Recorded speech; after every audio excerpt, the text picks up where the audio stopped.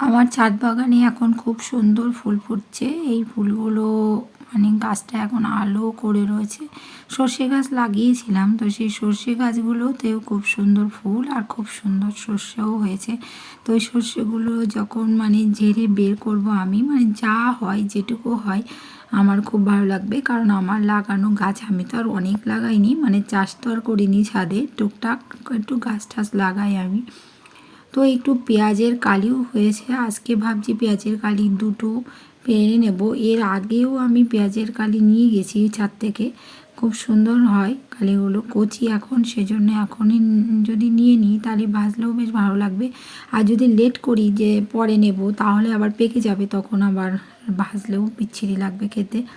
পেঁয়াজের কালি যতক্ষণ কচি থাকে ততক্ষণই টেস্ট। তো দুটো পেঁয়াজের কালি হয়েছে, পেরে নিচ্ছি গাছ থেকে। নিজেদের লাগানো জিনিস যেটুকু হয় সেটুকুই একটা আনন্দ দেয় অনেকটাই।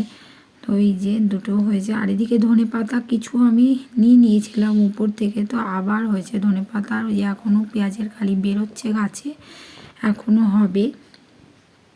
আর সেদিনকে আমি ওই 2-3 দিন আগে কিছু পেঁয়াজ পাতা কেটে নিয়ে গিয়েছিলাম, করেছিলাম চাউমিন, তো সেটাও ভালো লেগেছে। আর এখন বড়ির সময়, চারিদিকে সবাই এখন বড়ি দিচ্ছে, তো সেই আমাদের বাড়িতেও বড়ি দেওয়া হয়েছে। এখানে 1.5 কেজি ডালের বড়ি আছে একটা কাপড়ে, আর ওই একটা ছোট্ট কাপড়ে দেওয়া আছে। তো এই বড়িগুলো স্টকে রাখা হবে 1 বছর, অল্প অল্প করে খাওয়া হবে। আর মাঝে মাঝে একটু কিন্তু রোদ দিয়ে নিতে হবে, নাহলে কিন্তু গন্ধ হয়ে যাবে। তো বড়িগুলো বেশ সুন্দরও হয়েছে দেখতে, সাদা ধবধবে। কড়া রোদ না হলে বড়ি কিন্তু খুব সুন্দর হয় না। তো এখন বাইরে খুব রোদ্দুর, ওই সঙ্গে আবার হাওয়া, ঠান্ডা হাওয়া চলছে। তো আমার ভিডিওটা এই পর্যন্ত রাখছি, আর বড়িগুলো দেখিয়ে দিলাম একটু, খুব সুন্দর হয়েছে।